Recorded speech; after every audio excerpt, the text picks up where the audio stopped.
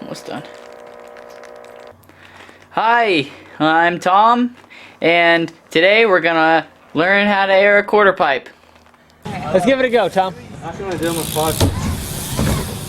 Oh god.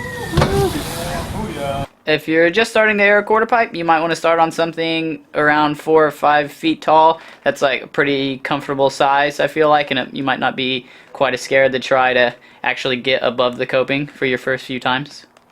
A lot of the time people will think to air a quarter pipe high that you'll need to go really fast at the quarter, whenever that's just usually like half of it, because half of it is how hard that you pump the quarter. Because I've seen people, haul ass at a quarter pipe and only go 2 or 3 feet, but I've seen people go slower than that and go twice as high.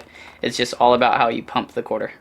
So whenever you're first starting out, you might want to go fast enough to pretty much do like a fly out onto the deck, and like fast enough to where you could keep your feet on if you needed to, how you could just jump to the deck.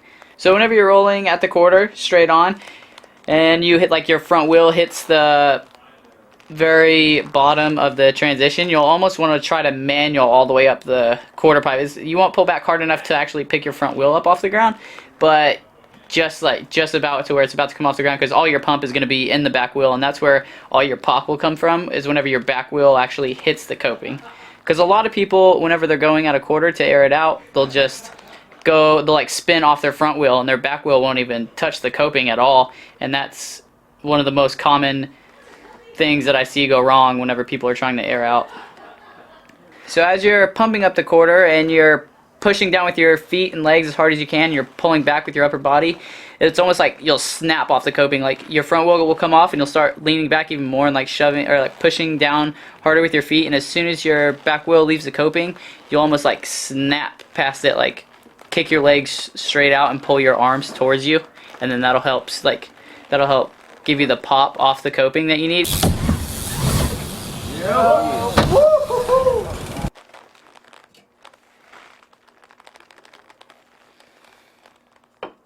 So whenever your back wheel leaves the coping, you'll want to look towards your inner shoulder and spot your landing. And you won't want to you don't want to be jerky about it. Like, you don't want to slam your head over. You just you want to be really graceful in the air and like really relaxed. So right whenever you come off the coping, casually. I was on a fucking roll, dude. She's worth it though.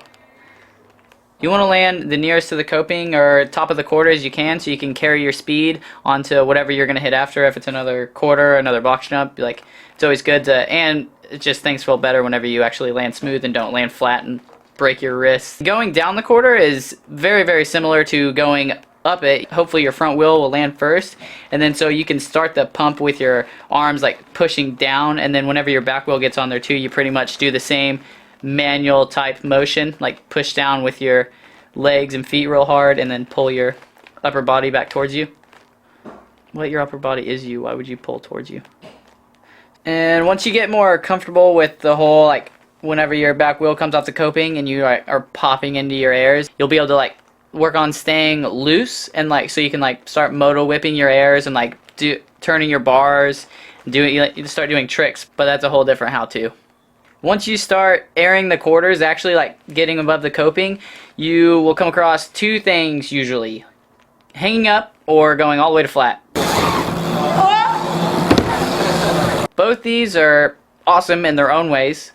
As soon as you leave the coping, you're going to know. You're going to know if you're going to land perfect or if you're going to case or you're going to land flat. And if you're going to case or land flat, either way, the best thing you could do is to straighten your legs and try to just set your back wheel down first so you can decompress whatever, if you're going to case, you can decompress the deck and just try to suck it up. Because if you think you're going to case and you just tuck up in the air, whenever you do actually case, that'll just buck you over the bars. And if you're going to land all the way flat too and you're trying to decompress, you want to watch your teeth or anything around your crossbar, because I've seen a lot of people, whenever they're landing flat, they're trying to decompress, but they're just go stupid, I guess, and just headbutt their handlebars, and that never works out good. So you want to watch out for that.